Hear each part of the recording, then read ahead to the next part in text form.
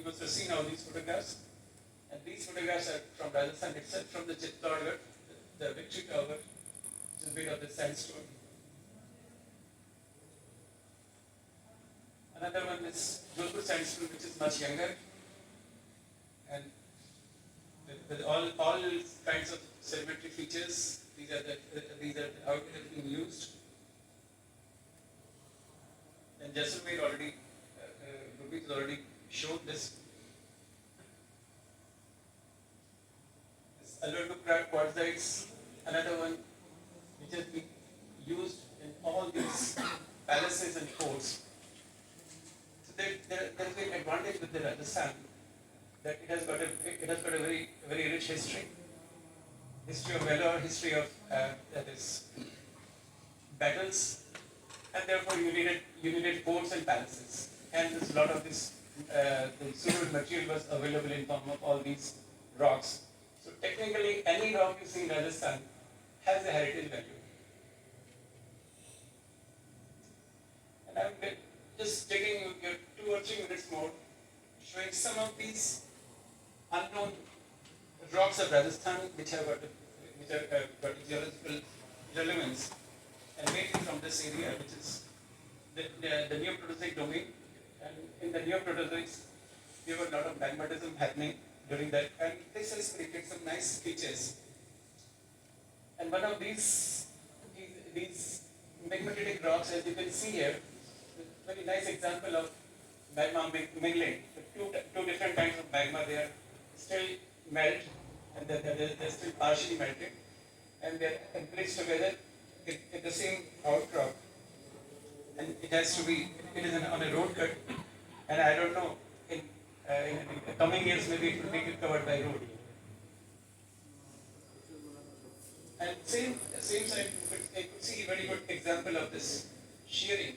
The shearing is a phenomenon in geology where the rocks pass each other and they create a lot of different structures. And here you can see within about 50 feet, you see the primary rock, which is called the proto-rinse, or the main rock, the big rock, and how it is affected by shearing. It becomes a proto-myelonoite, fine-grained myelonoite, and then it becomes ultra-myelonoite, which is just a powdery form of rock.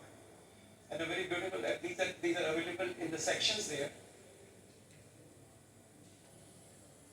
And locally they are also used. Locally these rocks, these minerals are also used in this. And other ones from Mount Abu, where we have got this the phenomenon of shearing, where you can see that two different directions. And there is we found the mixing of this basic and acidic material here. So different types of rocks, and here you can see because of shearing, we get the features of compression and extension both here. Some of these rhyolites, one of my favorites, from Malanis, and they were very beautiful structures. You can see Dr. Doraiswamy has shown these columnar structures and basalt. The rhyolites are more viscous, and they don't give you those beautiful columnar structures. But here we have some sites here. You can see these columnar structures which are curved here, little curved here, and here you can see different layers of these columnar structures in rhyolite. And this is the closer look of one of these areas here. You can see beautiful six-sided columns. And here is the beautiful textbook example of basic diagonal drainage with a very razor sharp bound contact between them, and a huge one.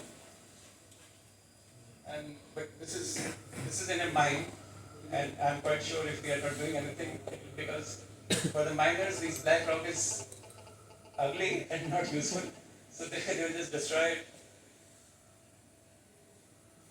There's another one which is nature's boundary, which defines the 775 million year old rock from a 630 million year old rock. This line makes a difference. The rocks above this line are 630 and below this are 775. So this line represents a gap of 125 million years or more than that.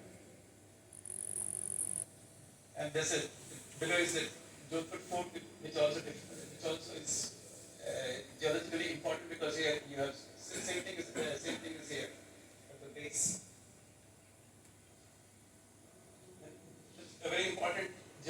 aspect from the state, and we have been struggling to get it recognized for last 20 years. In 1999, we found evidence because this is an impact structure. Problem with these large impact structures is that the material that impacted gets evaporated because of very high impact energy. So there is no original material left which can tell you that it was formed because of meteorite. What we see is only a huge depression. So there's a question, what is the origin of this? And some people for a long time they said it's probably formed by this compression due to internal forces. We found evidences in support of this impact structure of this. And we have been trying to convince the authorities, especially the Geological Survey,